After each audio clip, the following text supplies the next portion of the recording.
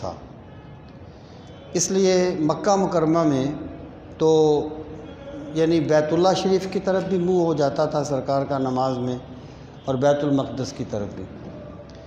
لیکن جب آپ مدینہ منورہ میں تشریف لے گئے تو وہاں بالکل اپوزٹ سائیڈ بن جاتی تھی، اور رسول کریم صلی اللہ تعالیٰ علیہ وآلہ وسلم ملت ابراہیمی کو زندہ کرنے والے ہیں، اور حضرت ابراہیم علیہ السلام نے آپ کی بعثت کے لیے دعائیں مانگی تھی، تو آپ کی تمنا تھی کہ اللہ تعالیٰ ہمارا قبلہ اہل ایمان کا بیت اللہ شریف کو قرار دے دے۔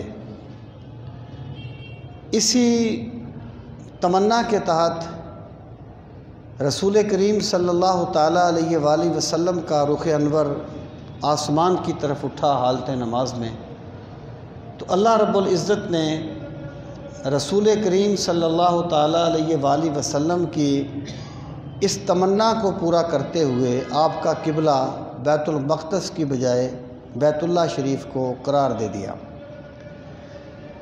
اس میں 17 یا 16 مہینے آپ نے بیت المقدس کی طرف منہ کر کے نمازیں پڑھی ہیں۔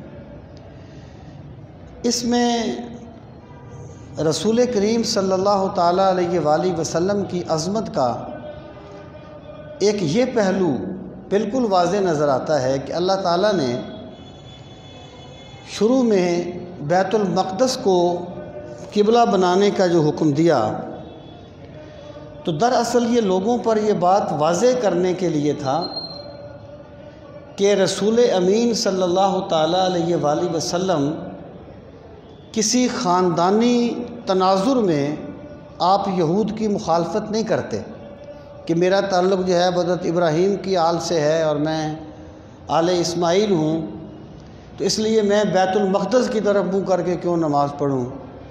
اس کا مطلب یہ تھا کہ رسول کریم صلی اللہ تعالیٰ علیہ وآلہ وسلم ہر چیز کا اتنا احترام کرتے ہیں جتنا اللہ کے نزدیک ان کا احترام ہے، اس میں کوئی خاندانی چیز جو ہے وہ حائل نہیں ہوتی۔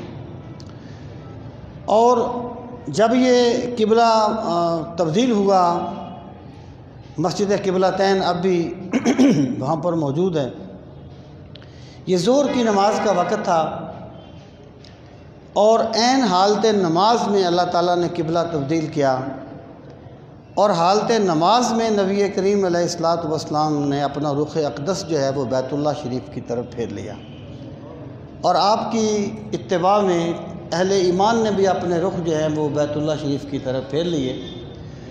اور بنو سلمہ کی ایک مسجد میں جب یہاں سے لوگ نماز پڑھ کے گئے تو نماز ہو رہی تھی، اور وہ انہیں علم نہیں تھا کہ قبلہ تبدیل ہو گیا ہے، تو وہ بیت المقدس کی طرف منہ کر کے ہی نماز پڑھ رہے تھے، تو عین حالت نماز میں انہیں بتایا گیا کہ بھی اللہ تعالیٰ نے قبلہ تبدیل کر دیا ہے، تو انہوں نے حالت نماز میں ہی اپنا رخ جو ہے وہ پھیر لیا، اور وہ بیت اللہ شریف کی طرف انہوں نے اپنا رخ کر لیا۔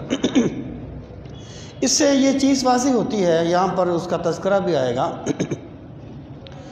کہ اہل ایمان جو تھے وہ حکم الہی کے سامنے کس طرح جھک جانے والے تھے، یعنی انہوں نے کسی چیز کو عادت کے طور پہ نہیں اپنایا تھا بلکہ حکم کے طور پہ اپنایا تھا، کہ جب یہ حکم تھا کہ تم بیت المقدس کی طرف منہ کرو، تو باوجود اس کے کہ مشرکین مکہ جو تھے وہ بھی حضرت ابراہیم کو اپنا مقتدا مانتے تھے، اور رسول کریم علیہ السلام تو تھے ہی حضرت ابراہیم کی دعاؤں کا ثمرہ اور آپ کی ملت کو زندہ کرنے والے، اس کی پیروی کرنے والے۔ لیکن جب حکم الہی تھا تو آپ نے اس طریقے سے کیا، جب حکم الہی بدل دیا تو آپ نے اس طریقے سے کیا۔ تو اب یہ جو تحویل قبلہ کا ذکر ہے، اس سے پہلے اللہ تعالیٰ نے یہود کی سرکشی کو بیان کیا تھا، اب یہاں تحویل قبلہ کے ذکر سے گویا اس چیز کو واضح کر دیا گیا کہ اب ملت اسلامیہ جو ہے وہ دنیا کی قیادت کرے گی، یعنی جو امامت دنیا کا جو تاج پہلے بنی اسرائیل کے سر تھا، اب اللہ تعالیٰ نے وہ رسول امین صلی اللہ علیہ وسلم کی امت کے سر پر سجا دیا ہے، گویا ان کے یعنی اس کو ختم کر دیا گیا اور ملت ابراہیمی یا اہل اسلام کی قیادت کا اعلان کر دیا گیا۔ اس طرح اس کے بعد ذکر آئے گا کہ جو بنی اسرائیل کے تذکرہ میں کہا گیا تھا ابتدا میں کہ استعینوا بالصبر والصلاۃ، اب وہی اہل ایمان کو بھی کہا گیا ہے۔ پھر میں وہاں عرض کروں گا کہ اس کا وہ پس منظر کیا بنتا ہے۔ تو اللہ رب العزت نے ارشاد فرمایا سَيَقُولُ السُّفَهَاءُ مِنَ النَّاسِ، یقول مضارع کا صیغہ ہے، قال یقول، اس کا معنی ہے وہ کہتا ہے یا کہے گا، لیکن جب اس سے پہلے سین آ جائے تو یہ مضارع کو مستقبل قریب کے ساتھ خاص کر دیتا ہے۔ سَيَقُولُ، ان قریب کہے گا، کون کہے گا؟ السُّفَهَاء، سفیہن کی جمع ہے۔ سفیہن کہتے ہیں خفیف العقل، ہلکی عقل والا بندہ، بیوقوف، احمق۔ تو ان قریب احمق کہیں گے، کیا کہیں گے؟ من الناس، لوگوں میں سے، جو لوگوں میں سے احمق ہے نا وہ کہیں گے۔ ما ولاہم، ما کس چیز نے، ولا یولی کا معنی پھیر دینا، کس چیز نے پھیر دیا ہم انہیں، ان قبلتہم، ان کے قبلہ سے، التی جو کہ کانو وہ تھے، علیہا اس پر، یعنی لوگوں میں سے بے وقوف لوگ ان قریب کہیں گے کہ ان لوگوں کو اس قبلہ سے کس نے پھیر دیا جس پر یہ پہلے تھے۔ یہاں پہلی بات تو یہ ہے کہ ابھی قبلہ تبدیل نہیں ہوا تھا، قبلہ تبدیل ہونا تھا، لیکن لوگوں نے جو کہنا تھا وہ میرے رب نے پہلے بیان فرما دیا اور رسول کریم علیہ السلام نے اس کو بیان کر دیا۔ تو یہ انباء الغیب نبی کریم علیہ السلام کی رسالت کی صداقت پر دلیل ہے۔ اور دوسری بات یہ ہے، یہ کہنے والے کون تھے؟ یہود۔ اور یہود اپنے آپ کو ابناء اللہ و احباؤہ ان کا دعویٰ تھا، ہم اللہ کے چہیتے ہیں، ہم اللہ کے لاڈلے ہیں، اور ان کے پاس کتاب کا علم تھا، وہ اصحاب علم معروف تھے۔ انہی کے مقابلے میں مشرکین کو امی کہا گیا کیونکہ ان کے پاس کتاب کا علم نہیں تھا، لیکن اللہ تعالیٰ نے انہیں احمق قرار دیا۔ اس کا مطلب یہ ہو گیا کہ صرف کسی بندے کے پاس علم ہونا اس کی دانش مندی کی دلیل نہیں ہوتا، اس کی عقل مندی کی دلیل نہیں ہوتا۔ عقل مند وہ ہوتا ہے جو حکم الہی کے سامنے جھک جاتا ہے، جو بندہ حکم الہی پر تان کرتا ہے کہ جی یہ کیوں ہو گیا جی، اس طرح کیسے کیوں ہو گیا جی، یہ کیوں کر دیا گیا جی، تو اللہ تعالیٰ کا حکم نہ ماننے والا یا اس پر تان کرنے والا عقل مند نہیں ہوتا، بیوقوف ہوتا ہے۔ حضرت خواجہ شمس العارفین رحمۃ اللہ تعالیٰ علیہ کے بارے میں منقول ہے کہ ایک مرتبہ آپ بیمار ہوئے تو کسی نے کہا کہ جی وہ ایک ڈاکٹر ہے، مسلمان نہیں ہے، بڑا عقل مند ہے، بڑا دانش مند ہے، آپ اس سے علاج کروائیں۔ تو لوگوں کی بات من وجہ ٹھیک تھی، لیکن فقیر کی بات اپنی ہوتی ہے۔ تو انہوں نے فرمایا جلیو جے ایڈا ہی عقل مند ہوندا تے مسلمان نہ تھی ویندا، یعنی وہ عقل مند کیسا ہے جو حقیقت کا ادراک نہیں کر سکتا، جو اسلام کی صداقت کو نہیں سمجھ سکتا۔ تو اللہ پاک نے فرمایا بیوقوف لوگ کہیں گے کس نے پھیر دیا انہیں قبلہ سے۔ اب فرمایا قل للہ المشرق والمغرب، میرے پیغمبر صلی اللہ علیہ وسلم اعلان فرما دیں، قل آپ فرما دیجئے، للہ اللہ کے لیے ہے، المشرق والمغرب مشرق بھی اور مغرب بھی۔ مراد کیا ہے کہ کسی جہت میں بذات خود کوئی افضلیت نہیں ہوتی۔ اللہ تعالیٰ جس کو چاہتا ہے افضل قرار دے دیتا ہے فی نفس ہی۔ اصل میں یہود جو تھے نا وہ مغرب کو قبلہ بنائے ہوئے تھے اور نصارہ مشرق کو، کیونکہ حضرت مریم نے مشرق کی طرف مکاناً شرقیہ اعتکاف کیا تھا۔ تو اللہ پاک نے فرمایا کہ آپ ان کو فرما دیں کہ زمین و آسمان اور مشرق و مغرب کا مالک اللہ ہے۔ جب اس نے چاہا بیت المقدس کو قبلہ قرار دے دیا، اب اس نے چاہا تو بیت اللہ کو قبلہ قرار دے دیا۔ جب اس نے چاہا تو بنی اسرائیل کو امامت دنیا کا تاج پہنایا، اور جب اس نے چاہا تو اپنے نبی صلی اللہ علیہ وسلم کی امت کو امامت دنیا کا تاج پہنا دیا۔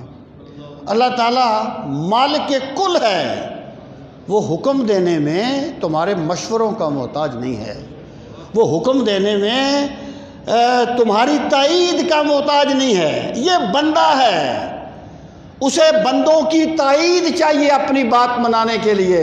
میرا رب رب ہے، وہ کسی کی تائید کا محتاج نہیں ہے۔ للہ المشرق والمغرب، فرما دیجئے مشرق و مغرب اللہ کے لیے۔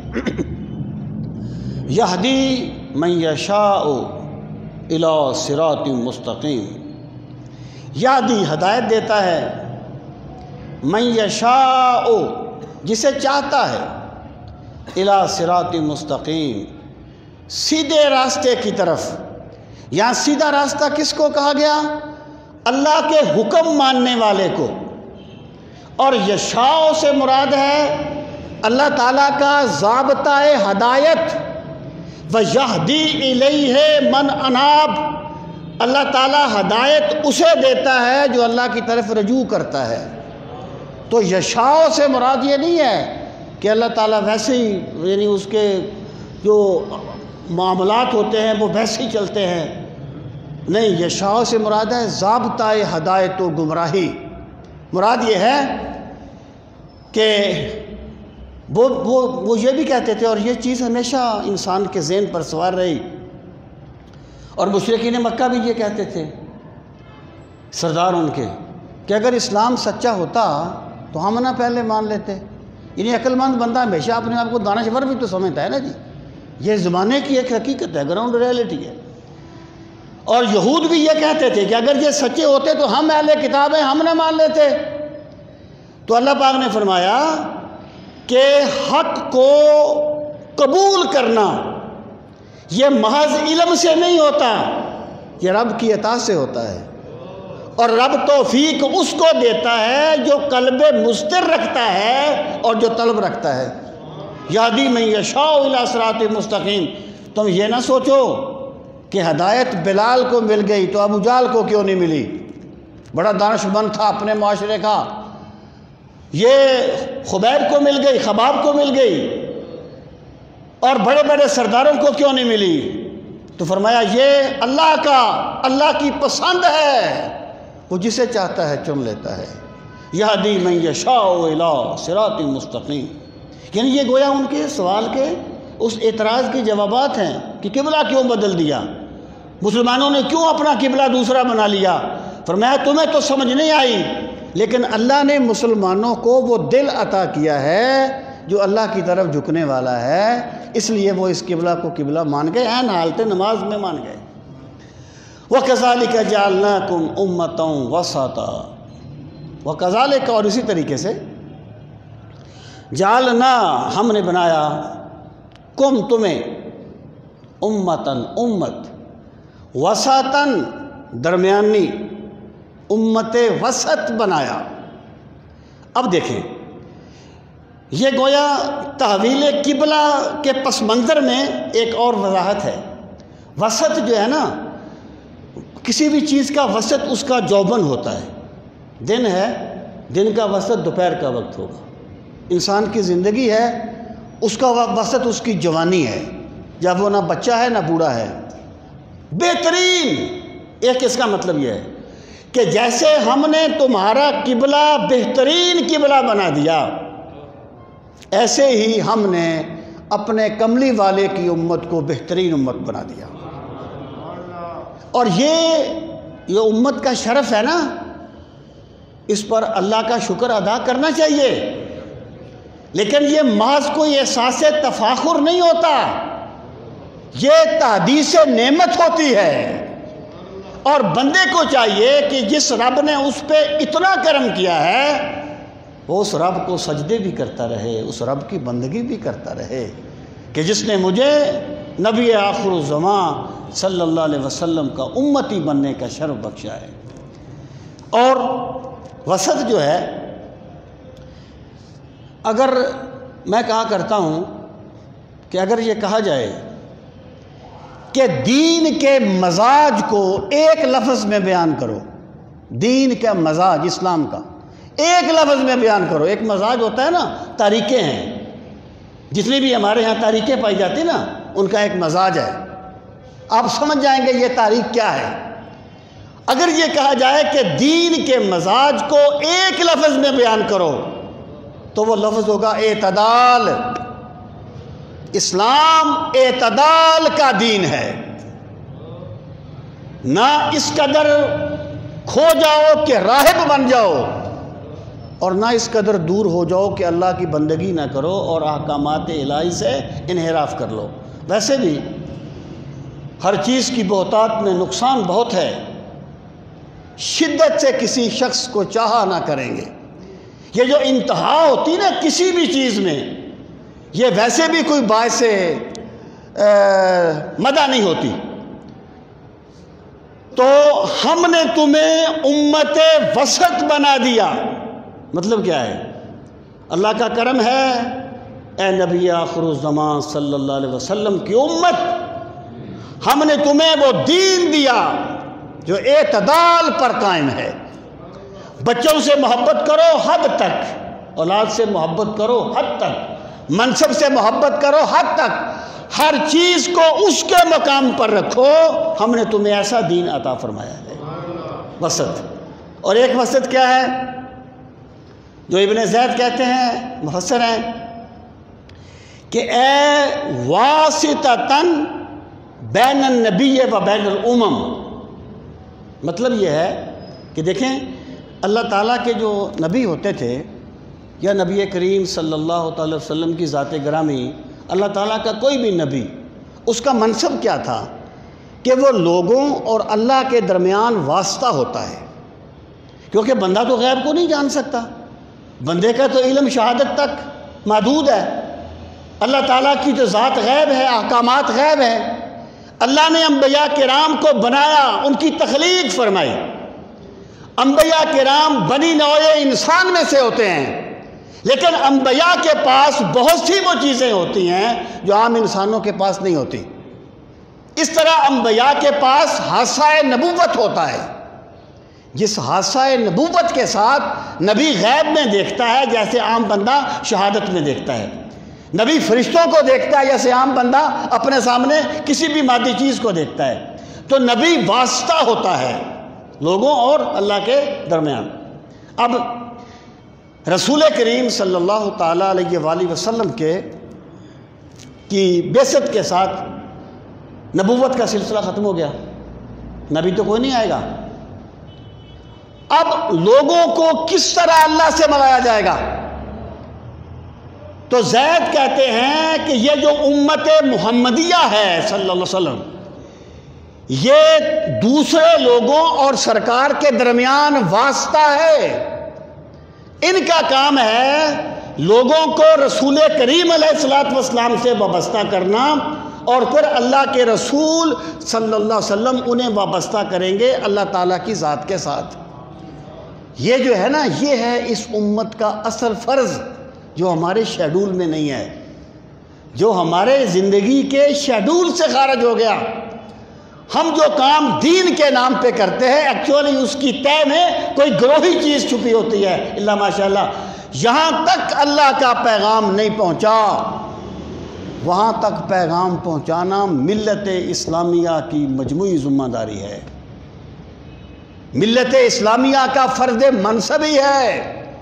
رسول کریم علیہ السلام نے حجۃ الوداع کے خطبہ میں فرمایا تھا، بلغوا انی ولو آیا فلیبلغ الشاہد الغائب، کہ جو بندے یہاں موجود ہیں میرا پیغام ان تک پہنچا دیں جن تک میرا پیغام نہیں پہنچا۔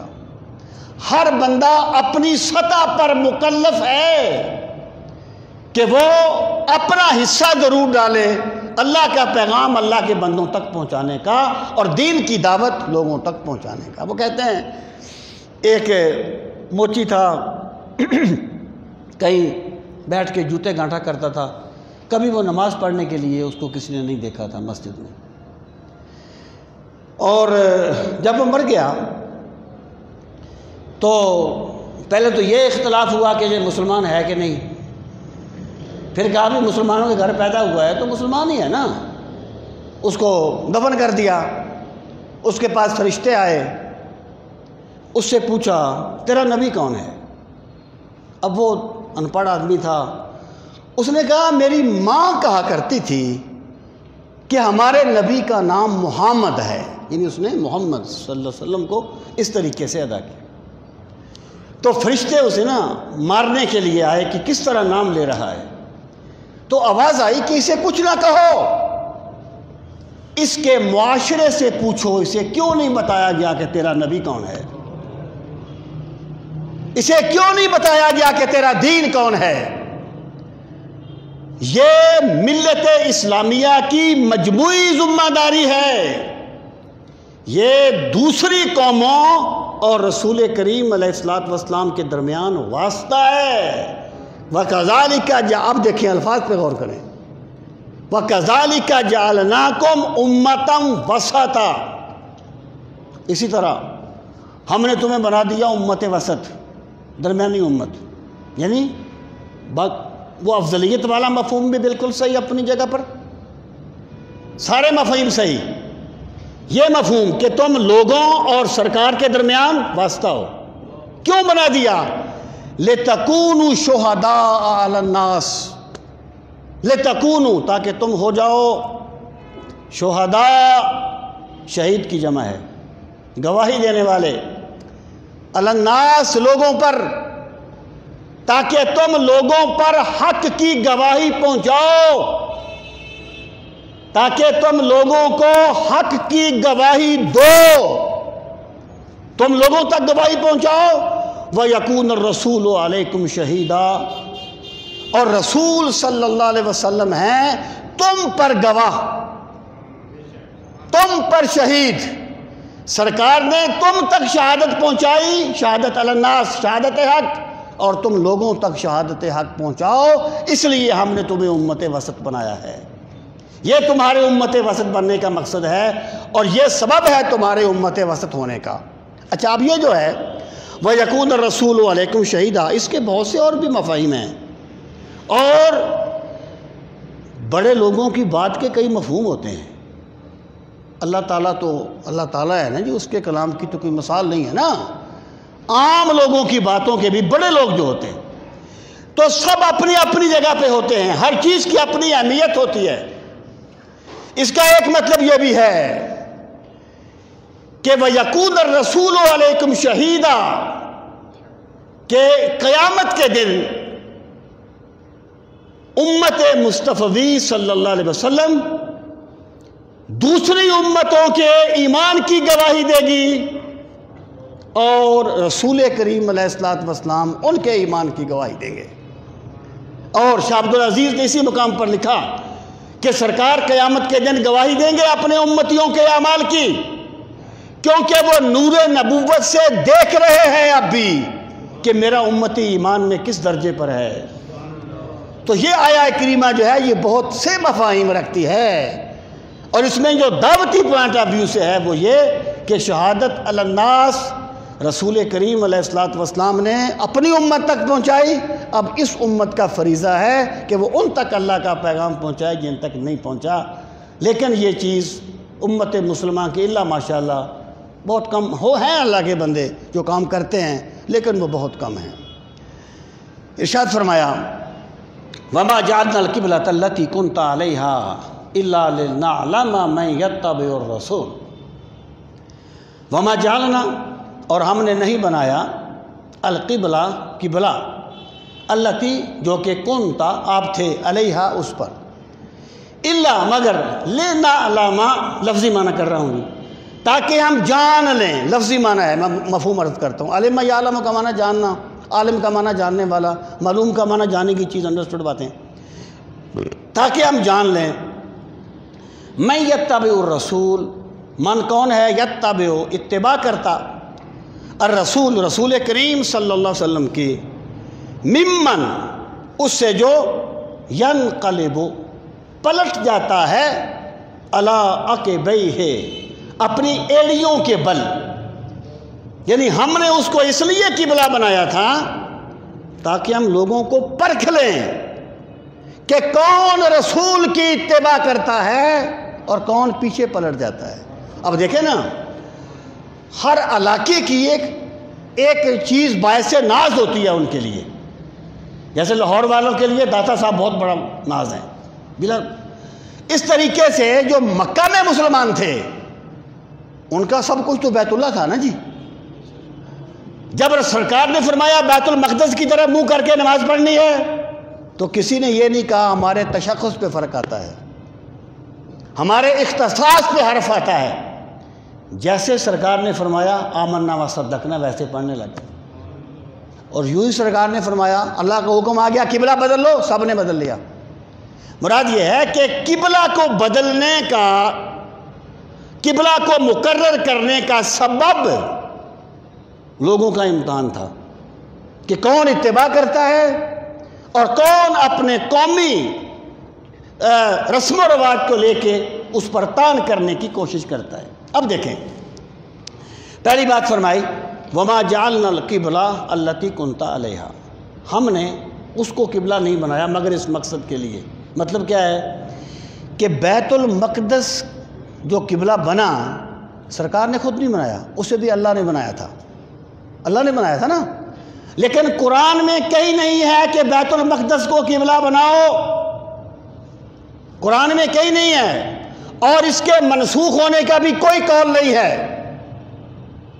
بیت المقدس کو قبلہ بنانے کا حکم قرآن میں نہیں ہے، اور کسی نے اس کے منسوخ ہونے کا حکم بھی بیان نہیں کیا کہ قرآن میں تھا پھر منسوخ ہو گیا، یہ بھی نہیں ہے۔ مطلب کیا ہوا کہ رسول کریم صلی اللہ علیہ وسلم پر جو وحی آتی تھی وہ صرف قرآن نہیں تھی، قرآن کے علاوہ بھی آتی تھی، جس کو حدیث خفی کہا جاتا ہے، جس کو وحی غیر مطلوب کہا جاتا ہے۔ رسول کریم علیہ الصلوۃ والسلام کے احکامات اگر قرآن میں واضح یعنی اس وحی میں نہیں بھی آئے تو آپ نے جو کچھ بھی کیا تھا وہ وحی الہی کے ساتھ کیا تھا۔ یہ آیت دلیل ہے وحی خفی پر اور وحی غیر مطلوب پر کہ قبلہ اللہ نے بنایا لیکن ذکر نہیں ہے۔ وما جعلنا القبلۃ التی کنت علیہا الا، اب آ گیا جی الا لنعلم، مگر یہ کہ ہم جان لیں۔ اب اللہ تو جانتا ہے نا پہلے ہر چیز کو۔ جو بندہ یہ کہتا ہے کہ جناب قرآن کا ترجمہ انہی الفاظ کی روشنی میں کیجئے، تعویل مت کیجئے، اس سے پوچھئے وہ یہاں لنعلم کا کیا ترجمہ کرے گا۔ یہ وہ میں نے آپ کو پہلے بھی کبھی سنایا ہوگا کہ حضرت پیر میر علی شاہ صاحب گولڑوی رحمۃ اللہ تعالیٰ علیہ گئے نا ایک مرتبہ وہاں بچنا کی طرف، تو انہوں نے ایک نابین حافظ صاحب کو راستے میں بٹھا دیا، مولوی صاحب نے کہنے لگا جب پیر صاحب آئے نا تو پیر صاحب سے کہنا کہ حضرت اس آیت کا ترجمہ کرو لیکن تعویل نہیں کرنی، ترجمہ کرنا ہے، تعویل نہیں، بغیر تعویل کے۔ پیر میرے علی شاہ صاحب کو اللہ نے بادشاہ بنایا تھا، علم کا بھی اور روحانیت کا بھی، بہت بڑا بندہ ہے پیر میرے علی۔ تو پیر صاحب قبلہ تشریف لے گئے، وہ نبی نے افسا بیٹھے ہوئے تھے، کہنے لگے پیر صاحب آیت کا ترجمہ کرنا ہے، تعویل نہیں کرنی۔ قُلْ لَا يَعْلَمُ مَنْ فِي السَّمَاوَاتِ وَالْأَرْضِ الْغَيْبَ إِلَّا اللَّهُ، فرما دیجئے زمین و آسمان کے غیب کو کوئی نہیں جانتا اللہ کے سوا۔ اب مقصد کیا تھا کہ خود بخود کوئی نہیں جانتا، اللہ جس کو بتا دے وہ جانتا ہے۔ تعویل تھی نا دیگر آیات کی روشنی میں، اس نے کہا تعویل نہیں کرنی، ترجمہ کرنا ہے۔ پیر صاحب آپ نے فرمایا حافظ صاحب آیت کا ترجمہ کریں اور تعویل نہیں کرنی. من کان فی ہذہ الاعمی فہو فی الآخرۃ اعمی واضل سبیلا. جو بندہ اس دنیا میں اندھا ہے وہ آخرت میں بھی اندھا ہوگا اور بہت بھٹکا ہوا ہوگا. یہاں اندھا بھی تو تعویل کرنی تھی نا، دل کا اندھا. تو میں یہ کہنا چاہتا ہوں کہ جو لوگ یہ کہتے ہیں نا کہ بھئی یہ نہیں کرنا، یا تو وہ قرآن کو پڑھتے نہیں ہیں یا سمجھنا چاہتے نہیں ہیں. لفظ لے نعلم، تاکہ ہم جان لیں. اللہ تو جانتا ہے، پہلے جانتا ہے. اس کا مطلب کیا ہے؟ علماء کہتے ہیں کہ اللہ تعالیٰ کے علم کی دو صورتیں ہیں.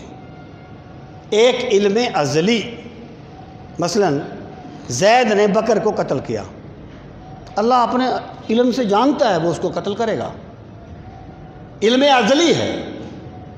لیکن علم ازلی بندے پہ حجت نہیں بناتا اللہ تعالیٰ.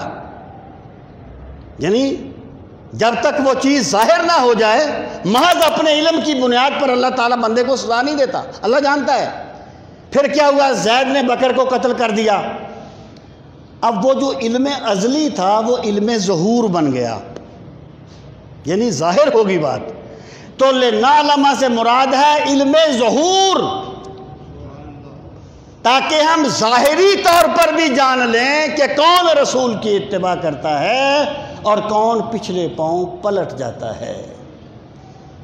اس لیے اس کا ترجمہ حضرت علی المرتضیٰ رضی اللہ تعالیٰ عنہ نختبرہ فرمایا کرتے تھے، تاکہ ہم آزما لیں، تاکہ ہم پرکھ لیں.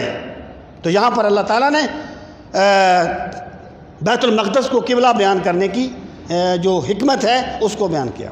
آگے فرمایا وَإِنْ كَانَتْ لَكَبِيرَةً إِلَّا عَلَى الَّذِينَ هَدَى اللَّهُ. وَإِنْ كَانَتْ، اور نہیں ہے یہ، لَكَبِيرَةً، اور یقیناً ہے یہ، ان بمعنی نہ ہے، یقیناً ہے یہ، لَكَبِيرَةً، بہت بھاری چیز. یعنی بندہ بیت اللہ شریف میں رہتا ہے، بیت اللہ دیکھیں نا، پورا عرب تو مکے میں آتا تھا. مکے والے کس لیے شرک کرتے تھے؟ انہوں نے کس لیے 360 بت رکھ لیے تھے کہ ساری دنیا تو مکے میں آتی تھی عمرہ کا حج کرنے کے لیے، عمرہ کرنے کے لیے. وہ مکے والوں کو احترام سے دیکھتے تھے. آج ہم جاتے ہیں تو ہم کس نظر سے دیکھتے ہیں وہاں کے باسیوں کو؟ اس طریقے سے وہ لوگ دیکھتے تھے ان کو بھی. انہوں نے لوگوں سے مفاد لینے کے لیے بیت اللہ میں بت رکھ دیے کہ سارے لوگ جو ہیں وہ یہاں پر ایک وقت میں آئے اور ہمارا یہ فائدہ ہو. بہرحال تو مشکل تھا ایک مکے والے کے لیے بیت اللہ کے علاوہ کسی کو قبلہ ماننا مشکل تھا. اللہ فرماتا ہے بہت بھاری چیز تھی. الا علی الذین ھدی اللہ، مگر ان کے لیے مشکل نہیں تھا جن پر اللہ نے ہدایت کے دروازے کھول دیے ہوں. جس کو ہدایت مل گئی ہو نا، وہ رسم و رواج کی پیروی نہیں کرتا، وہ اللہ کی بات مانتا ہے. وہ قومی تفاخر میں نہیں ہوتا، وہ حکم الہی کے سامنے سر تسلیم خم کر دیتا ہے. الا علی الذین ھدی اللہ وما کان اللہ لیضیع ایمانکم، اور وما، اور نہیں، کانا ہے اللہ تعالیٰ لیضیع ایمانکم. ادا یضیع کا معنی ضائع کر دینا، کہ وہ ضائع کر دے تمہارے ایمان کو. یہ ایک سوال کا جواب ہے کہ جب بیت المقدس کو کی بجائے بیت اللہ شریف کو قبلہ بنا لیا گیا تو لوگوں نے سوچا کہ جو ہمارے بھائی پہلے نمازیں پڑھتے ہوئے دنیا سے چلے گئے، جو بیت المقدس کی طرف منہ کر کے نماز پڑھتے تھے، ان کا کیا بنے گا؟ تو یہاں پر ایمان کا لفظ نماز کے معنی میں ہے، نماز کے معنی، صلاۃ کے معنی میں. اللہ فرماتا ہے اللہ کی یہ شان نہیں ہے کہ وہ تمہاری نمازوں کو ضائع کر دے. اب بیت اللہ بن گیا قبلہ، اس کی طرف منہ کرو گے. جب اللہ نے بیت المقدس کو بنایا تھا وہ قبلہ تھا. جو دنیا سے چلے گئے اللہ انہیں پورا اجر عطا فرمائے گا، کیونکہ وہ بھی حکم الہی کی پیروی کرنے والے تھے. ان اللہ بالناس لرؤوف الرحیم. ان اللہ، بے شک اللہ تعالیٰ، بالناس، لوگوں کے ساتھ، لرؤوف، لام تاکید کے لیے، رؤوف رافت نرمی کو کہتے ہیں، رحیم رحم کرنے والا. بے شک اللہ تعالیٰ لوگوں کے ساتھ بڑی شفقت فرمانے والا ہے اور بڑا رحم فرمانے والا ہے. یعنی اللہ تعالیٰ کا تو ضابطہ یہ ہے کہ وہ گناہ گاروں سے بھی محبت کرتا ہے، وہ سرکشوں سے بھی محبت کرتا ہے، ان کی روزی بند نہیں کرتا. اور اے امت مسلمہ، تم تو میرے نبی کے امتی ہو، میں تمہارے اعمال کو کیوں ضائع کروں گا؟ ان اللہ بالناس لرؤوف الرحیم۔ قد نرى تقلب وجهك في السماء فلنولينك قبلة ترضاها۔ قد نرى، تحقیق ہم دیکھتے ہیں اور مضارع ہے، دیکھیں گے۔ قد نرى دونوں معنی ہیں۔ قد نرى ہم دیکھتے ہیں اور دیکھیں گے کیا؟ تقلب، اٹھنا پھرنا، قلبہ پھرنا، تقلب اٹھنا یا پھرنا، وجہ کا، اے نبی صلی اللہ علیہ وسلم آپ کے چہرہ مبارک کا، آپ کے روئے زیبا کا اٹھنا، فی السماء آسمان کی طرف۔ یعنی اللہ پاک نے یہ نہیں فرمایا کہ ہم نے دیکھا کہ آپ کا قبلہ، آپ کا روئے زیبا اٹھا آسمان کی طرف، مضارع کا صیغہ فرمایا۔ محبوب جب قبلہ بدلنے کی تمنا میں تمہارا روئے زیبا آسمان کی طرف اٹھا تھا، وہ منظر بھلایا نہیں جائے گا، ہم اسے ہمیشہ دیکھتے رہیں گے کہ تیرا روئے زیبا آسمان کی طرف اٹھا ہوا ہے۔ قد نرى تقلب وجهك في السماء، یقیناً ہم دیکھتے ہیں، ہم دیکھیں گے آپ کے روئے زیبا کا آسمان کی طرف اٹھنا۔ پھر کیا ہوا؟ فَلَنُوَلِّيَنَّكَ، واپس وَلَّا یولی کا معنی پھرنا، لام تاکید کے لیے ہے، نون تاکید کے لیے۔ پس یقیناً ہم پھیر دیں گے قبلتاً، آپ کا قبلہ، یعنی ہم بنا دیں گے آپ کا قبلہ، کون؟ ترضاہا، جسے آپ پسند فرماتے ہیں۔ رضا یردا کا معنی راضی ہونا۔ ہم قبلہ وہ بنا دیں گے جو آپ چاہتے ہیں۔ یہ وہ مقام ہے جس سے یہ چیز ثابت ہوتی ہے۔ اقبال نے کہا تھا نا، خود ہی کو کر بلند اتنا کہ ہر تقدیر سے پہلے خدا بندے سے خود پوچھے بتا تیری رضا کیا ہے۔ وہ جن بندوں کی رضا اللہ پوچھتا ہے نا، ان کو یہ مقام میرے مصطفیٰ کے صدقے میں ملتا ہے، اور ان کے امام اور امام الائمہ نبی کریم صلی اللہ علیہ وسلم کی ذات گرامی ہے۔ اب اللہ پاک نے یہ نہیں فرمایا کہ ہم بیت اللہ کو قبلہ بنا، جس کو تم چاہتے ہو، آپ جس طرف بھی منہ پھیر لیں گے نا میرے نبی، ہم اسی کو قبلہ بنا دیں گے۔ فَلَنُوَلِّيَنَّكَ قِبْلَةً تَرْضَاهَا۔ اللہ حضرت نے کہا تھا نا، خدا کی رضا چاہتے ہیں دو عالم، خدا چاہتا ہے رضائے محمد۔ یہ اصل میں اللہ تعالیٰ کی جو عنایات ہیں نا سرکار پر، جو محبتیں ہیں سرکار سے، ان کا بیان ہے۔ قد نرى تقلب وجهك في السماء فلنولينك قبلة ترضاها فول وجهك، پس آپ پھیر لیں اپنے چہرے کو، اپنے روئے زیبا کو، شطر المسجد الحرام۔ شطر کا معنی ہوتا ہے طرف، مسجد حرام کی طرف۔ اچھا، اس میں یہ بڑی ایک غور کرنے کی بات ہے، یعنی بیت اللہ شریف ادھر ہے ہمارے اس طرف۔ اب اگر کسی بندے کا منہ بیت اللہ شریف کی طرف 90 کا زاویہ نہ بھی بنائے، 90 کا زاویہ جو بالکل سیدھ میں ہوتا ہے نہ بھی بنائے، تو اللہ نے 90 کا زاویہ بنانے کا حکم نہیں دیا، اللہ نے جہت قبلہ کا حکم دیا ہے۔ یعنی یہ نہ ہو کہ بندے کا منہ ادھر نہ ہو ادھر ہو جائے، نہیں، ہو ادھر ہی، اگرچہ 90 کا زاویہ نہ بنے۔ یہ بھی وہ آسانی ہے جو اللہ نے اپنے نبی کے صدقے میں اپنے نبی کی امت پر فرمائی ہے۔ فَوَلِّ وَجْهَكَ شَطْرَ الْمَسْجِدِ الْحَرَامِ، اپنے روئے زیبا کو پھیر لیں مسجد حرام کی طرف۔ وَحَيْثُ مَا كُنتُمْ فَوَلُّوا وُجُوهَكُمْ شَطْرَهُ، اے لوگو، اے اہل ایمان، وَحَيْثُ ما، اور جس حیثیت سے بھی، حیث جس حیثیت سے، ما جو، تم ہو، فَوَلُّوا وُجُوهَكُمْ شَطْرَهُ، پھیر لو اپنے چہروں کو اسی سمت۔ یعنی اب جس طرح میرے نبی کا روئے زیبا پھر گیا، تم بھی پھیر لو، ورنہ تمہاری کوئی عبادت قبول نہیں ہوگی۔ ہم تمہاری باتیں اپنے نبی کے صدقے میں قبول کرتے ہیں۔ فَوَلُّوا وَحَيْثُ مَا كُنتُمْ فَوَلُّوا وُجُوهَكُمْ شَطْرَهُ، اپنے چہرے کو پھیر لو مسجد حرام کی طرف، اس کی سمت میں۔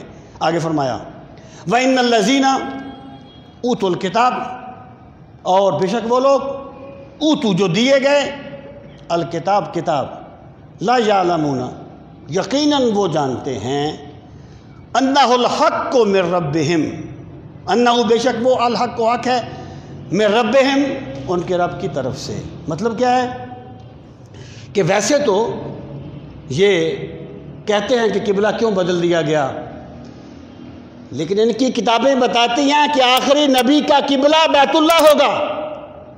وہ بہتر جانتے ہیں کہ آخری نبی کا قبلہ بیت المقدس نہیں بیت اللہ ہوگا۔ اب جو یہ کہہ رہے ہیں نا کہ قبلہ کیوں بدل دیا گیا، یہ دراصل اپنی ضد کی بنیاد پر کہہ رہے ہیں۔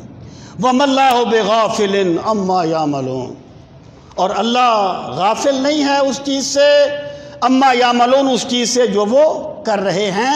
مراد یہ ہے وہ جس سرکشی کا مظاہرہ کرتے ہیں انہیں ایک دن اللہ کی بارگاہ میں اس کا جواب دینا ہوگا۔ وَلَئِنْ أَتَيْتَ الَّذِينَ أُوتُوا الْكِتَابَ بِكُلِّ آيَةٍ مَّا تَبِعُوا قِبْلَتَكَ، یہ درمیان میں اہل کتاب کی ضد کو واضح کیا گیا ہے۔ فرمایا وَلَئِنْ، اور اگر أَتَيْتَ آپ آ جائیں، الَّذِينَ ان کے پاس، اوتوا الکتاب جنہیں کتاب دی گئی، بِكُلِّ آيَةٍ ہر نشانی کے ساتھ۔ ویسے عطا کا معنی آنا ہوتا ہے، لیکن جب اس کے بعد بے آ جائے نا، جیسے یہاں پر بِكُلِّ آيَةٍ متعدی بن گیا لانا۔ اے میرے نبی صلی اللہ علیہ وسلم، اگر آپ اہل کتاب کے پاس ہر نشانی لے آئیں، جو کچھ یہ کہتے ہیں دکھا دیں، ما تبعوا قبلتک، وہ کبھی بھی آپ کے قبلہ کی پیروی نہیں کریں گے، کبھی نہیں مانیں گے آپ کی بات کو، کیونکہ ان کا نہ ماننا جہالت کی بنیاد پر نہیں ہے، ضد کی بنیاد پر ہے۔ اور جس بندے نے ضد کرنی ہو وہ کبھی بھی نہیں مانتا، بے شک جو مرضی ہو جائے، مانتا وہ ہے جو ماننا چاہتا ہے۔ ما تبعوا قبلتک، وہ کبھی بھی آپ کے قبلہ کی پیروی نہیں کریں گے۔ وما انت بتابع قبلتہم، اور نہ ہی آپ ان کے قبلہ کی پیروی کرنے والے ہیں، یعنی وہ بھی نہیں کریں گے، آپ ان کو خوش کرنے کے لیے ان کے قبلہ کی پیروی نہیں کریں گے، یعنی آپ کبھی بھی سوچیں گے بھی نہیں کہ میں اپنے اللہ کے حکم کے مقابلے میں ان کی قبلہ کی پیروی کروں۔ وما بعضهم بتابع قبلۃ بعض، وما بعضهم، اور نہ ہی ان میں سے بعض بتابع پیروی کرنے والا ہے، قبلۃ بعض کے قبلہ کی، یعنی یہود کا قبلہ مغرب، نصارہ کا مشرق۔ نصارہ جو ہیں وہ مغرب کی طرف کو قبلہ نہیں بنائیں گے، وہ اس کو قبلہ نہیں بنائیں گے۔ جب وہ اپنی بات پہ ڈٹے ہوئے ہیں تو پھر اہل ایمان کے بارے میں وہ کیوں سوچتے ہیں کہ یہ ہماری بات مان لیں گے؟ وہ باطل ہو کے اپنے عقیدے پہ ڈٹے ہوئے ہیں، اہل ایمان حق ہو کے کیوں ان کی بات مانیں گے؟ وما انت بتابع قبلتہم وما بعضهم بتابع قبلۃ بعض۔ اب ارشاد فرمایا یہ قضیہ فرضیہ ہے اور دراصل مخاطب دوسرے لوگ ہیں۔ وَلَئِنِ اتَّبَعْتَ أَهْوَاءَهُم مِّن بَعْدِ مَا جَاءَكَ مِنَ الْعِلْمِ، وَلَئِنْ، اور اگر اتبعت آپ نے پیروی کی، یعنی بظاہر رسول کریم علیہ السلام سے خطاب ہے، لیکن مراد آپ کی امت ہے۔ اے لوگو، اگر کسی نے پیروی کی، کس کی؟ اہواءہم، ان کی خواہشات کی۔ مطلب کیا ہے کہ وہ جس بات پہ ڈٹے ہوئے ہیں وہ کسی دلیل پر قائم نہیں ہے، بلکہ ان کی خواہش ہے، وہ اپنے خواہش کو ہی اپنا دین بنائے ہوئے ہیں، اپنی خواہش کو ہی اپنا دین بنائے ہوئے ہیں۔ جیسے ایک بندہ جو ہے وہ حرام کھانا چاہتا ہے، پھر وہ دلیلیں گڑھتا ہے کہ جناب اس زمانے میں اس کا بغیر گزارا نہیں ہے، سارے یہ کام کرتے ہیں۔ وہ کسی دلیل پر نہیں ہوتا، اپنی خواہش کو دلیل بنانے کی کوشش کر رہا ہوتا ہے۔ تو یہاں پر بھی یہ بات واضح فرما دی، اگر آپ نے ان کی خواہشات کی پیروی کی، من بعد ما جاءک من العلم، بعد اس کے کہ آپ کے پاس علم آ گیا، یعنی علم آ جانے کے بعد، انک اذا لمن الظالمین، انک بے شک آپ، اذن تب، لمن الظالمین یقیناً ہو جائیں گے حد سے بڑھنے والوں میں سے۔ یعنی جو بھی بندہ بظاہر سرکار سے خطاب ہے لیکن مراد آپ کی امت ہے، کیونکہ رسول کریم علیہ السلام کے بارے میں تو گمان بھی نہیں کیا جا سکتا کہ آپ حکم الہی کے سوا کسی بات کا سوچیں گے بھی۔ فرمایا الذین آتیناہم الکتاب، وہ لوگ جنہیں ہم نے کتاب عطا کی، یعرفونہ، وہ آپ کو پہچانتے ہیں، کما یعرفون ابناءہم، جیسا کہ پہچانتے ہیں اپنے بیٹوں کو۔ یعنی اے نبی صلی اللہ علیہ وسلم، ہم نے آپ کو کوئی ناواقفیت کی فضا میں نہیں بھیجا، ہم نے آپ کو اس شان سے بھیجا کہ ان کا ہر نبی آپ کا تذکرہ کرتا رہا۔ یہ آپ کو دیکھ کے اس طرح پہچانتے ہیں جیسے اپنے بیٹوں کو پہچانتے ہیں۔ جب حضرت عمر فاروق نے عبداللہ بن سلام سے پوچھا کہ قرآن نے یہ کہا ایسے ہی ہے، انہوں نے کہا کہ میرے بیٹے کے بارے میں تو امکان ہے کہ میری اہلیہ نے خیانت کی ہو، یعنی میں اپنے بیٹے کو اس طرح نہیں پہچان سکتا کہ میرا ہی بیٹا ہے، نہ جانے میری اہلیہ نے خیانت کی ہو، لیکن رسول کریم علیہ السلام کو ہم اس طرح پہچانتے ہیں کہ اس میں کوئی شک کی گنجائش نہیں ہے۔ تو حضرت عمر نے ان کی پیشانی کو بوسہ دیا کہ تم نے صحیح کہا۔ تو اللہ تعالیٰ نے یہاں پر اس چیز کو بیان فرمایا، یعرفون کما یعرفون ابناءہم وان فریقا منہم، اور بے شک ان میں سے ایک گروہ، یعنی بہت بڑا گروہ، اس سے مراد ہے ان کے علماء، ان کے احبار جن کی پیروی لوگ کرتے تھے، لیکتمون الحق، یقیناً وہ چھپاتے ہیں حق کو، وہم یعلمون، اور وہ جانتے بھی ہیں۔ یعنی بندے کو علم نہ ہو نا، بندہ کسی جہالت پر قائم ہو تو اور بات ہے، جو بندہ جانتے ہوئے نہیں مانتا اس کا جرم پھر قابل معافی نہیں ہوتا۔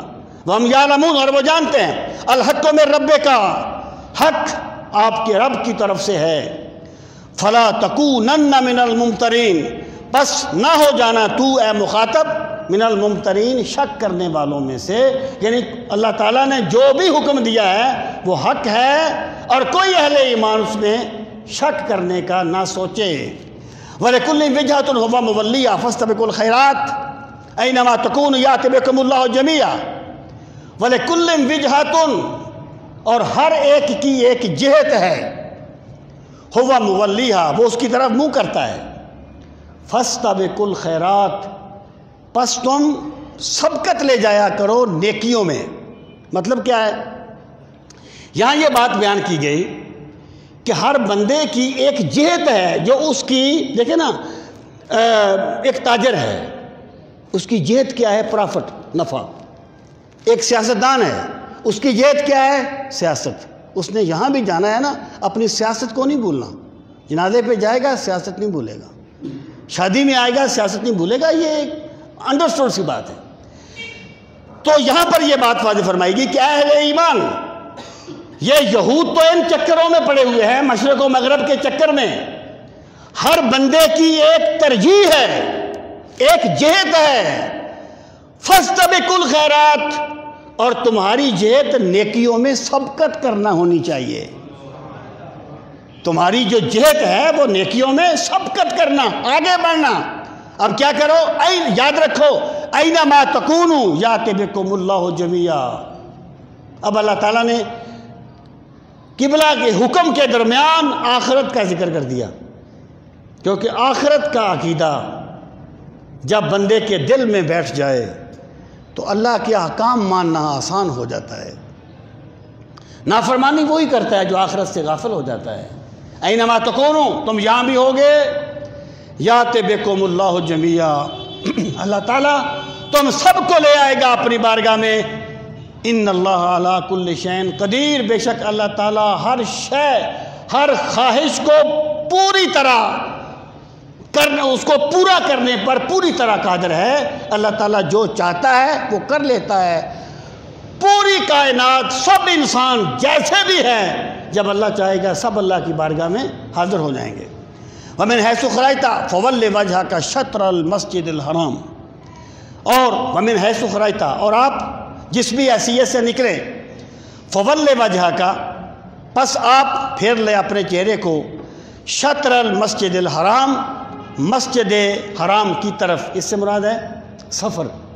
پہلے حکم دیا گیا تھا حضر کا، اب دوسرا سوال یہ پیدا ہوا کہ سفر میں قبلہ کا تعین بھی کبھی مشکل ہو جاتا ہے، اور کیا سفر میں بھی یہی حکم ہے؟ تو اللہ پاک نے فرمایا کہ جب آپ نکلیں، یعنی سفر کے لیے نکلیں، تو اپنے چہرے کو مسجد حرام کی طرف پھیر لیں۔ وَإِنَّهُ لَلْحَقُّ مِن رَبِّكَ، اور یقیناً یہ حق ہے من ربک، آپ کے رب کی طرف سے۔ وَمَا اللَّهُ بِغَافِلٍ عَمَّا تَعْمَلُونَ، اور اللہ تمہارے اعمال سے غافل نہیں ہے۔ وَمَا اللَّهُ، اور نہیں ہے اللہ، بِغَافِلٍ، غافل عَمَّا، اس سے جو تعملون تم کر رہے ہو۔ بندہ کبھی نہ بھولے کہ میں جو کچھ بھی کرتا ہوں، میں پورے زمانے کو چکر دے سکتا ہوں، لیکن اللہ کے علم سے کوئی چیز باہر نہیں ہے۔ میرا خدا ہر چیز کو جانتا ہے۔ وَمِنْ حَيْثُ خَرَجْتَ فَوَلِّ وَجْهَكَ شَطْرَ الْمَسْجِدِ الْحَرَامِ، اور جس بھی حیثیت سے آپ نکلیں، فَوَلِّ وَجْهَكَ شَطْرَ الْمَسْجِدِ الْحَرَامِ، اپنے چہرے کو پھیر لیں مسجد حرام کی طرف، یعنی یہ تاکیداً اس بات کو دوبارہ کیا۔ وَحَيْثُ مَا كُنْتُمْ فَوَلُّوا وَجُوهَكُمْ شَطْرَهُ، یعنی پہلے واحد کا صیغہ تھا نا کہ آپ پھیر لیں، فولے، اب آ گیا ولو، تو پہلے سرکار کا تذکرہ امت کے یعنی قائد ہونے کی یا نبی ہونے کی حیثیت سے تھا، اور اب پوری امت کو خطاب کر دیا کہ تم بھی اپنے منہ کو پھیر لیا کرو مسجد حرام کی طرف۔ کس لیے؟ آگے اللہ تعالیٰ نے اس کی وجوہات بیان فرمائی۔ لِأَلَّا يَكُونَ لِلنَّاسِ عَلَيْكُمْ حُجَّةٌ، لِأَلَّا، تاکہ نہ ہو جائے، تاکہ نہ یکون ہو جائے، للناس لوگوں کے لیے، حجت علیکم تم پر، حجتن حجت، مراد کیا ہے؟ کہ تم اپنا قبلہ بیت اللہ کی طرف پھیر لو، اپنا منہ بیت اللہ شریف کی طرف کر لو، تاکہ لوگوں کو قیامت کے دن تمہارے خلاف دلیل نہ ملے۔ دلیل کیا؟ کہ ان کی کتابیں یہ کہتی تھیں کہ آخری نبی کا قبلہ بیت اللہ ہوگا، اگر تمہارا قبلہ بیت اللہ نہ ہوا تو یہ قیامت کے دن یہ کہیں گے کہ آخری نبی کا قبلہ تو بیت اللہ تھا، ان کا تو بیت اللہ تھا ہی نہیں، ہم انہیں کس طرح سچا نبی مانتے؟ تو تم اپنا رخ منہ پھیر لو تاکہ قیامت کے دن ان لوگوں کی یہ حجت بازی ختم ہو جائے اور حق ان پر واضح ہو جائے۔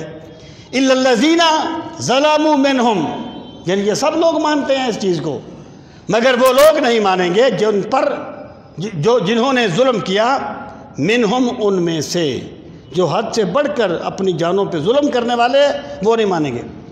فرمایا فلا تخشوہم واخشونی، اور نہ ڈریں ان سے، واخشونی، اور ڈریں مجھ سے۔ یہ گویا اہل ایمان سے کہا جا رہا ہے کہ اس تناظر میں تمہیں جتنی بھی مخالفت کا سامنا کرنا پڑتا ہے اور لوگوں کی جتنی بھی باتیں سننی پڑتی ہیں، نہ باتوں سے ڈرو نہ مخالفت سے ڈرو، لوگوں سے مت ڈریے، مجھ سے ڈریے، کیونکہ طاقت کا منبع میری ذات ہے، عزتوں کا منبع میری ذات ہے، اور جو بندہ مخلوق سے نہیں ڈرتا اللہ سے ڈرتا ہے، اللہ اسے عزتوں کے تاج پہنا دیتا ہے، اور جو بندہ لوگوں سے ڈرتے ہوئے اللہ کی نافرمانی کر دیتا ہے، اللہ اس پہ خوف مسلط کر دیتا ہے۔ فلا تخشوہم واخشونی وَلِيُتِمَّ نِعْمَتِي عَلَيْكُمْ وَلَعَلَّكُمْ تَهْتَدُونَ، یہ اگلی وجہ بیان فرمائی۔ وَلِيُتِمَّ، قبلہ کس لیے بدل دیا؟ تاکہ میں مکمل کر دوں نعمتی، اپنی نعمت، علیکم، تم پر، وَلَعَلَّكُمْ تَهْتَدُونَ، اور تاکہ تم ہدایت پا جاؤ۔ مطلب کیا ہے؟ کہ ہم نے تمہیں بہترین نبی کا امتی بنایا، بہترین امت بنایا، اب ہم نے تمہارا قبلہ بھی بہترین قبلہ کر دیا تاکہ میں اپنی نعمت کو تم پر پورا کر دوں، وَلَعَلَّكُمْ تَهْتَدُونَ، اور تاکہ تم پر ہدایت کا ہر دروازہ جو ہے وہ کھول دیا جائے۔ كَمَا أَرْسَلْنَا فِيكُمْ رَسُولًا مِّنْكُمْ يَتْلُو عَلَيْكُمْ آيَاتِنَا، جس طرح ہم نے بھیجا تم میں وہ عظمت والا رسول، كَمَا أَرْسَلْنَا فِيكُمْ رَسُولًا مِّنْكُمْ، جیسے تمہارا رسول سب سے افضل ہے ایسے ہی تمہارا قبلہ بھی سب سے افضل ہے۔ كَمَا أَرْسَلْنَا فِيكُمْ رَسُولًا مِّنْكُمْ، وہ رسول کیا کرتے ہیں؟ يَتْلُو عَلَيْكُمْ آيَاتِنَا، وہ تلاوت کرتے ہیں تم پر ہماری آیات، وَيُزَكِّيكُمْ، اور تمہارے دلوں کا تزکیہ کرتے ہیں، تمہارے دلوں کو صاف کرتے ہیں۔ وہ اقبال نے کہا تھا نا، علاج ذوف یقین ان سے ہو نہیں سکتا، علاج ذوف یقین ان سے ہو نہیں سکتا، غریب گرچہ ہیں راضی کے نکتہ ہائے دقیق۔ یہ جو نکتہ ہائے دقیق ہوتے ہیں نا، فلسفیانہ باتیں، یہ دماغ کو مسلمان کرتی ہیں، دل کو نہیں۔ دل کو میرے مصطفیٰ کی نظر نبوت پاک کرتی ہے، جس کے بارے صوفیہ ہیں۔ میں نے پہلے بھی عرض کیا تھا، جب یہ دعا آئی ہے تو وہ دعا آئی تھی تو فرمایا وہ تمہارا تزکیہ کرتا ہے، وَيُعَلِّمُكُمْ، اور وہ تمہیں سکھاتا ہے، الکتاب والحکمہ، کتاب بھی اور حکمت بھی۔ یعنی وہ چار چیزیں جو سید ابراہیم نے اپنی دعا میں مانگی تھی نا، اللہ وہ رسول بھیج۔ اللہ پاک نے فرمایا ایمان والو، میں نے تم میں وہ رسول بھیج دیا ہے جس کی دعائیں حضرت ابراہیم کیا کرتے تھے۔ میں نے تم میں وہ رسول بھیج دیا، جس طرح میں نے تم میں وہ رسول بھیج کے تم پہ احسان فرمایا، اسی طرح میں نے تمہارا قبلہ بدل کے بھی تم پہ احسان فرمایا۔ وَيُعَلِّمُكُمْ مَا لَمْ تَكُونُوا تَعْلَمُونَ، اور تاکہ اللہ تعالیٰ تمہیں سکھا دے ما جو کچھ لم تکونوا تعلمون تم نہیں جانتے تھے۔ فاذکرونی اذکرکم، مجھے یاد کرو میں تمہیں یاد کروں گا۔ اب دیکھیں، حکم دینے کے بعد، نعمتوں کا ذکر کرنے کے بعد ذکر کا حکم دیا، کیونکہ جب بندے پر اللہ کی نعمت کا احساس تازہ ہو جائے تو پھر رب کو یاد کرنا بڑا آسان ہو جاتا ہے۔ فرمایا فاذکرونی، تم مجھے یاد کرو، اذکرکم، میں تمہیں یاد کروں گا۔ جیسا کہ سرکار نے فرمایا کہ جب بندہ خلوت میں بیٹھ کے اللہ کو یاد کرتا ہے، اللہ بھی خلوت میں اس کو یاد کرتا ہے، اور جب بندہ مجمع میں اس کو یاد کرتا ہے، اللہ فرشتوں کے مجمع میں اس کو یاد کرتا ہے۔ اور حضرت صاحب بنانی نے کہا ایک مرتبہ، کہنے لگے میں جانتا ہوں کہ میرا خدا میرا ذکر کب کرتا ہے۔ لوگوں نے کہا کیسی بات کرتے ہو؟ انہوں نے کہا اللہ فرماتا ہے فاذکرونی اذکرکم، جب میں اپنے رب کو یاد کرتا ہوں نا، اسی وقت میرا رب بھی مجھے یاد کرتا ہے۔ تو رب فاذکرونی اذکرکم، مجھے یاد کرو میں تمہیں یاد کروں گا، واشکرولی، اور ان نعمتوں پر میرا شکر ادا کیا کرو، ولا تکفرون، اور میری ناشکری نہ کیا کرو۔ میں نے تمہیں سب سے بہتر نبی دیا، سب سے بہتر قبلہ دیا، سب سے بہتر دین دیا۔ اللہ تعالی ہم سب کو اپنی بندگی کا ذوق نصیب فرمائے اور دین کا فہم صحیح نصیب فرمائے۔ وما علینا الا البلاغ۔ ہاں زراعت زوائنا، اچھا، ہاں